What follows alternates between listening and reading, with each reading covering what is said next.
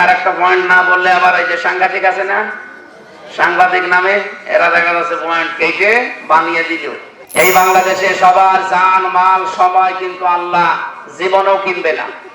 যারা মুমিন আমরা দাবি করছি, যারা আল্লাহ রাসূলকে বিশ্বাস করি এবং এই মানবতাকে বাঁচাতে চাই, তাদেরকে আল্লাহ রাব্বুল আলামিন জান মাল কিনে জান্নাত দেবেন।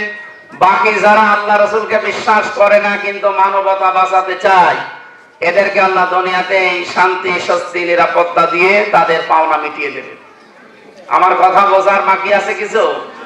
আমরা যারা সময় দিয়েছি, সম্পদ দিয়েছি, জীবন সামনে যদি দেওয়া লাগে তাও দেওয়ার জন্য সিদ্ধান্ত নিয়েছি, আমাদের এগুলো আল্লাহ কবুল করে তার বানানো জান্নাত আমাদেরকে দান করবে।